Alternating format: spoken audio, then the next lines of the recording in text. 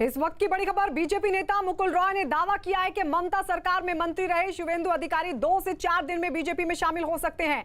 मुकुल रॉय ने न्यूज 18 से खास बातचीत में इस बात का दावा किया कि ममता सरकार में मंत्री पद से इस्तीफा देने वाले शुवेंदु अधिकारी से बीजेपी में शामिल होने पर बातचीत हो चुकी है और इसके बारे में फैसला भी हो चुका है। इस बीच केंद्र सरकार ने शुवेंदु अधिकारी को जेड कैटेगरी की सुरक्षा देने का फैसला किया है।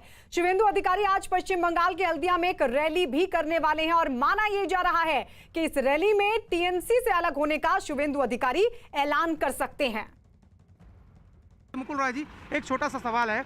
ममता बनर्जी उत्तर बंगाल के लगातार दौरे पर हैं और अब पार्टी की रणनीति ये है कि बीजेपी के दौरों का जवाब दौरे से दिया जाए। ये दौड़ाना के नहीं, वो छूटने कोशिश कर रहा है, लेकिन रिजल्ट है 0। लेकिन सर, शुवेंदु अधिकारी आज एक रैली कर रहे हैं और उम्मीद है कि क्या वो आपके साथ आने वाले हैं? ये तो फैसला हो गया है, हमारा मालूम होता है जी। 2-4 दिन का अंदर ये समय का अपेक्षा है, वो आ जाएगा। अरुण, आपके पास आते हुए एक तो सबसे बड़ा सवाल ही क्योंकि बड़े कद के नेता हैं शुवेंदु अधिकारी, मुकुल रॉय की तरफ से इशारा कि बीजेपी में शामिल हो सकते हैं, तो क्या अंदर खाने से क्या पता चल पा रहा है आपके सूत्रों के हवाले से, जो उनके समर्थक है क्या वो भी खुद को पार्टी से अलग कर देंगे और बीजेपी का दामन थाम लेंगे?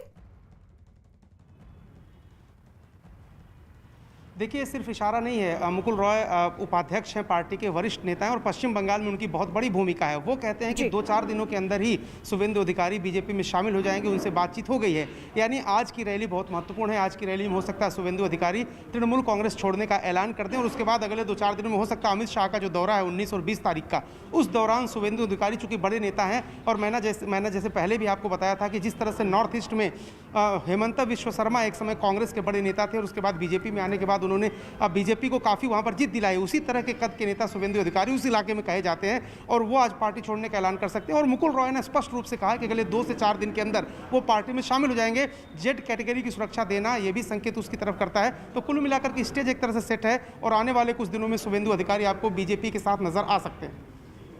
लौटेंगे अरुण आपके पास। टीएमसी पार्टी के भीतर शुरू हुए बिखराव को रोकने के लिए अब पूरी ताकत टीएमसी लगा रही है। टीएमसी ने पार्टी से नाराज चल रहे विधायक जितेंद्र तिवारी को मुलाकात के लिए कोलकाता बुलाया है। न्यूज 18 की आशिका सिंह की रिपोर्ट के मुताबिक बंगाल के शहरी विकास मंत्री फिरहाद हकीम ने फोन कर जितेंद्र तिवारी को बुलाया है। इस मुलाकात के दौरान टीएमसी के रणनीतिकार प्रशांत किशोर भी मौजूद रहेंगे। जितेंद्र तिवारी आसनसोल नगर निगम के चेयरमैन भी हैं। उन्होंने ममता सरकार पर आसनसोल की अनदेखी का आरोप लगाया।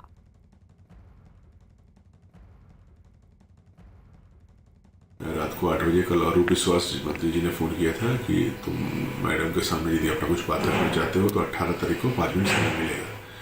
तो यदि मैडम 5 मिनट समय देती है तो उनके सामने ही अपना बात रखना उचित होगा। अब यहाँ कोलकाता में जो मीटिंग है इसके बारे में पता कर लेता हूँ कि उसके बाद भी ये मीटिंग होगा कि नहीं। यदि ये मीटिंग होगा तो जाऊँगा, अन्यथा फिर 18 तारीख को मैडम सबके सामने जो कहना है।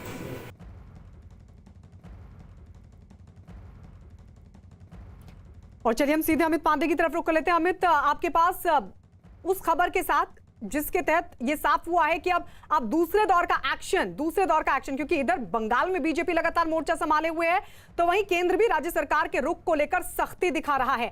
अमित, अब ये दूसरे दौर का जो एक्शन होगा, नोटिस दिया गया है, कब तक जवाब की उम्मीद की जा सकती है और उसके बाद की प्रक्रिया क्या होगी?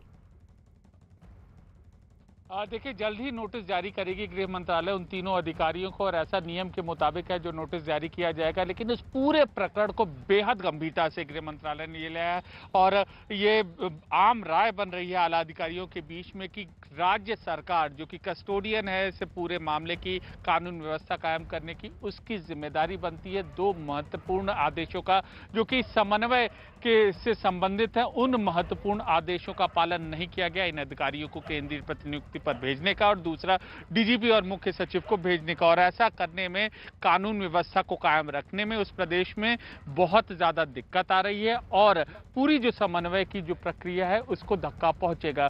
तो हम ये उम्मीद कर सकते हैं कि अब स्पष्टीकरण भी मांगा जाएगा। इसके अलावा एक सख्त आदेश भी दिया जाएगा गृह मंत्रालय की ओर से आने वाले दिनों में और उसकी शुरुआत अब जल्दी होगी। जी ठीक है अमित, लौट रहे हैं आपके पास। जितेंद्र तिवारी ने बगावती तेवर अपनाते हुए मंत्री फिरहाद हकीम को चिट्ठी लिखी है। चिट्ठी में जितेंद्र तिवारी ने लिखा कि आसनसोल को स्मार्ट सिटी प्रोजेक्ट के तहत केंद्र सरकार ने चुना था, लेकिन राजनीतिक वजहों से ममता सरकार ने शहर को इस सुविधा का लाभ लेने से दूर रखा। हालांकि फिरहाद हकीम का यह कहना है कि ये चिट्ठी किसी के इशारे पर लिखी गई है।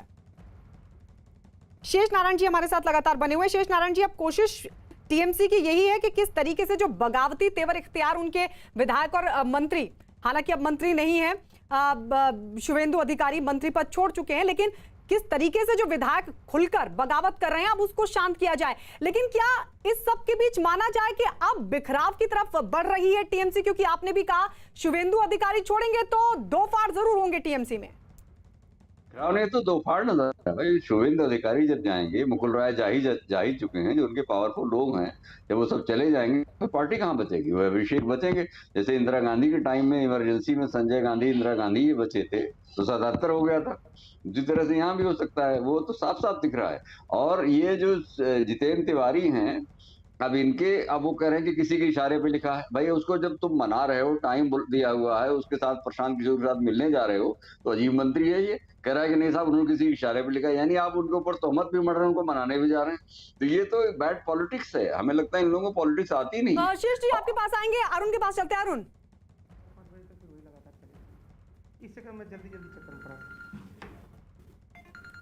अरुण बातचीत कीजिए, आप शायद कैलाश विजयवर्गीय के साथ हैं।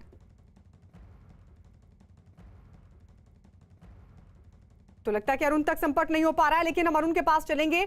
आपको बता दें, जिस तरीके से लगातार घटनाक्रम बंगाल में देखने को मिल रहा है, उसके बाद सवाल खड़ा हो गया कि क्या ममता का गढ़ टूट जाएगा, क्या बंगाल में बगावत होगी? क्योंकि एक तरफ शुवेंदु अधिकारी, जिनको लेकर बीजेपी के नेता मुकुल रॉय साफ तौर पर कह चुके हैं कि शुवेंदु अधिकारी बीजेपी का दामन थाम रहे हैं। अरुण, एक बार फिर से आपके पास आते हुए, अरुण।